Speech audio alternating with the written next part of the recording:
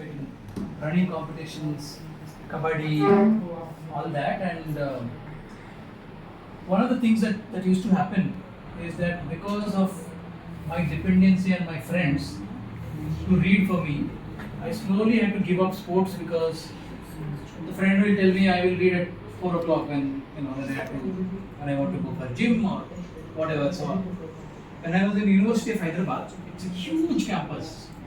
I think many of you might know that this 2000 acre campus.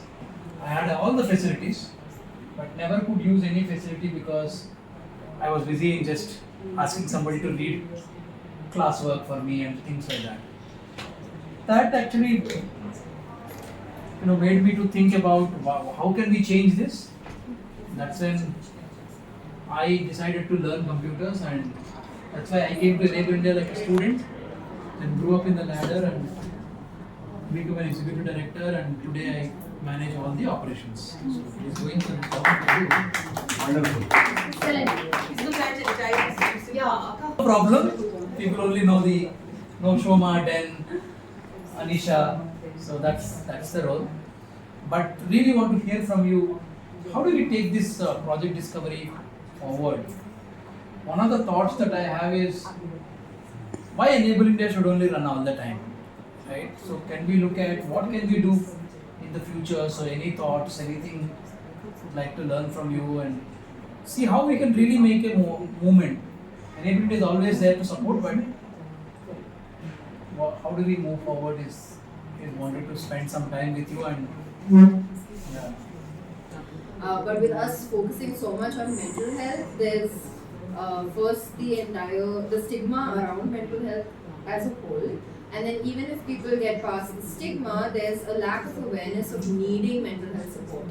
Right? Like people don't acknowledge the need for mental health support because we're so focused on physical disability.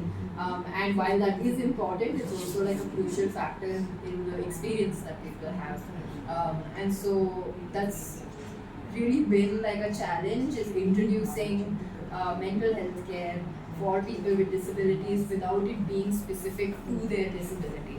Right? Like helping them with just their general life issues while acknowledging the role that their disability plays, and then also providing quality care. So there's something that I was discussing earlier as well, which is the lack of discussion of disability affirmative therapy in the curriculum for counselors. It's something that doesn't exist at all.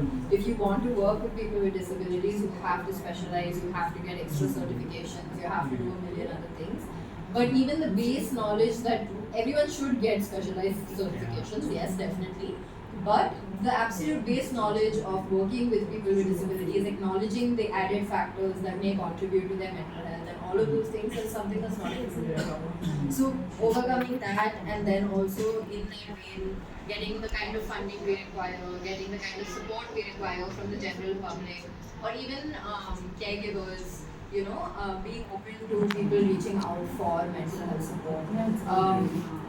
And I think another issue we've had is people who come in who require mental health support, but they're scared to take on individual counseling. So, we've only had people who